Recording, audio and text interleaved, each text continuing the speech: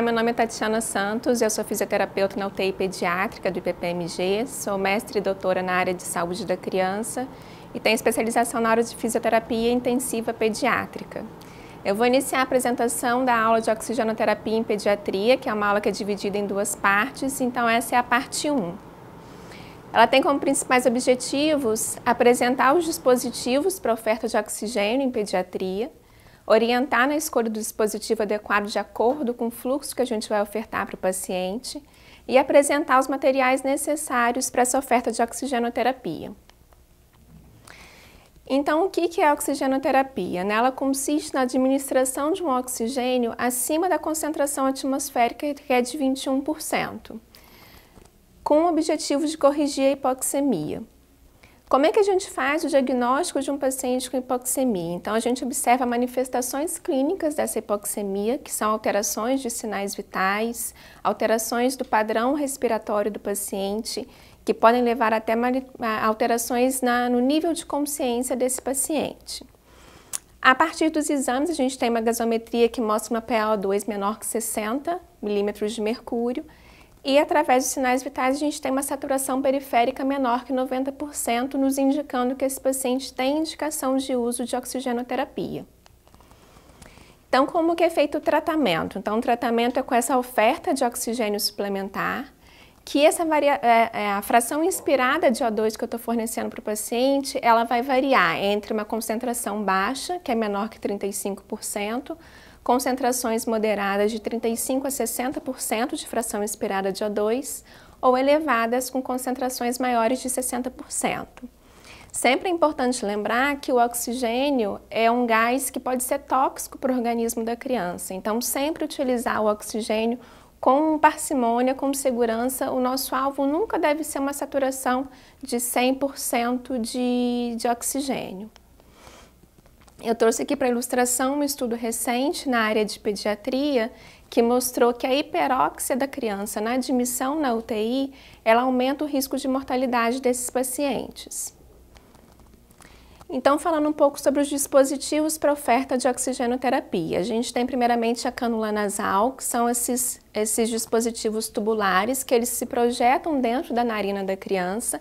Eles podem ou não ter essas prongas nasais e eles podem fornecer uma fração inspirada de oxigênio de até aproximadamente 40%, com fluxos de meio a 3 litros por minuto. Como é que eu sei o quanto de fração inspirada de oxigênio que eu estou ofertando para a criança através da cânula nasal?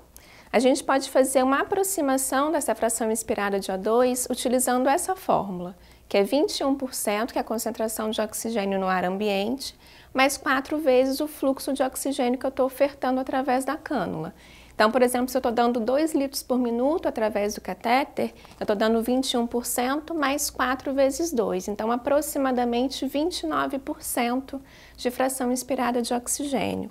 Então, por exemplo, se eu estubo uma criança que estava na ventilação utilizando 30% de fração inspirada de O2, quando eu estubo essa criança, ela provavelmente vai precisar de um suporte de oxigênio que pode ser fornecido pela cânula nasal de aproximadamente 2 litros por minuto, que vai me fornecer mais ou menos 29% de fração inspirada de oxigênio.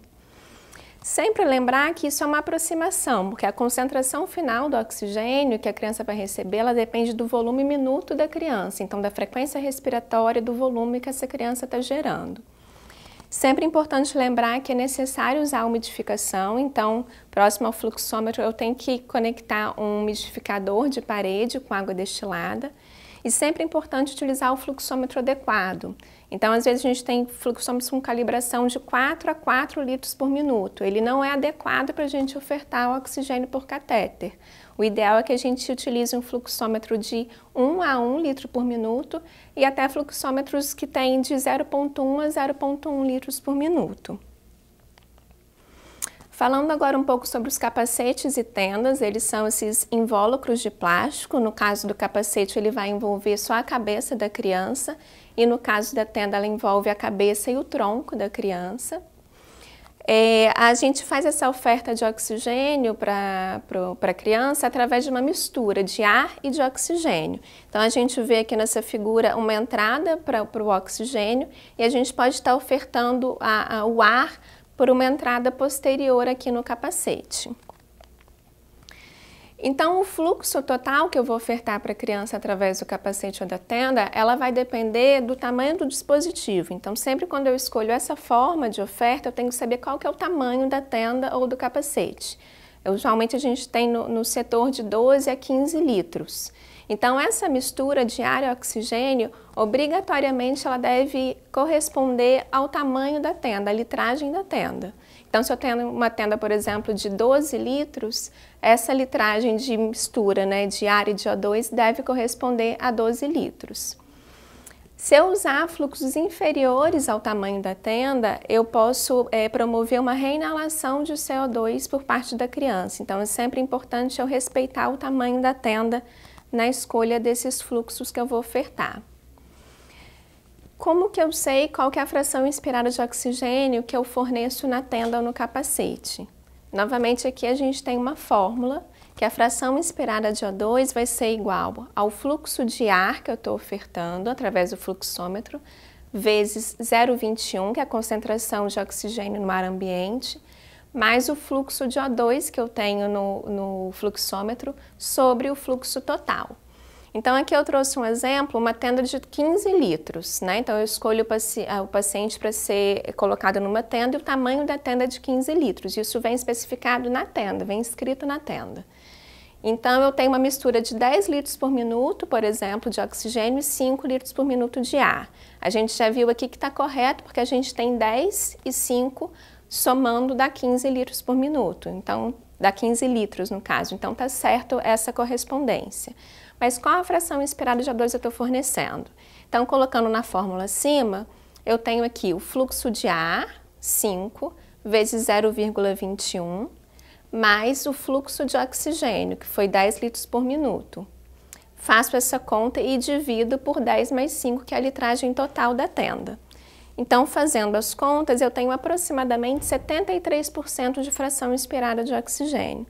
Então, cada vez que eu mudo a litragem de oxigênio ou de ar que eu estou fornecendo para a criança, eu tenho que refazer a fórmula para eu saber quanto de fração inspirada de oxigênio eu estou fornecendo.